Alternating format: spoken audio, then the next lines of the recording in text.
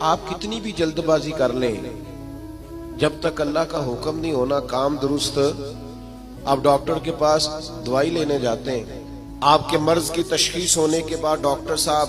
نسخہ لکھتے ہیں، کہتے ہیں یہ ایک پتہ گولیوں کا لے لو، ایک صبح کھانا، ایک دوپہر کھانا، ایک شام کھانا، اور یہ سیرپ لے جاؤ، ایک چمچ صبح استعمال کرنا، ایک شام کرنا۔ تو اگر کوئی شخص کہے مجھے جلدی ہے ٹھیک ہونے کی، میں نے ساری گولیاں اکٹھی کھانی ہے، وہ کہ مجھ سے انتظار نہیں ہوتا، میں نے سارا سیرپ اکٹھا ہی پینا ہے، ٹھیک ہوگا کہ زیادہ بیمار ہو جائے گا؟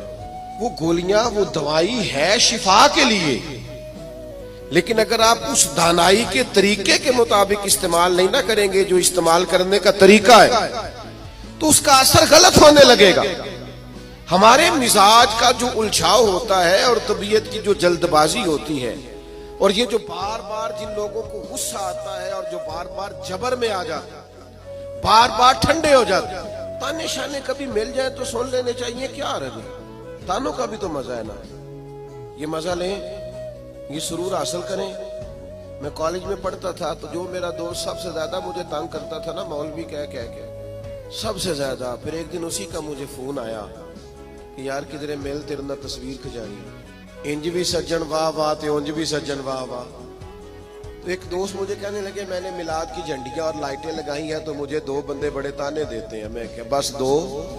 یعنی حضور کے نام پہ تانا کھانا اور دو سے ہی پریشان ہو گیا، یہ 200 بھی ہو تو اس کا مزہ لینا چاہیے۔ جے کر یار دے نام دا ملے میڑا،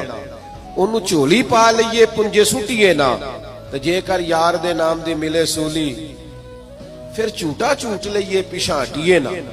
اگر کبھی یہ تانا ملتا ہے تو اس کا مزہ لیں، آپ اس خوبصورتی کو انجوائے کریں، لیکن آپ پریشان ہو گئے ہو فلانے نے 2 باتیں کر دی تو اچھا کیا نہ کر دی، اچھا کیا نہ کر دی، آپ کو سنبھلنے کا موقع ملے گا۔ وہ جی سارے میرا ساتھ چھوڑ گئے تو ٹھیک کیا سب نے،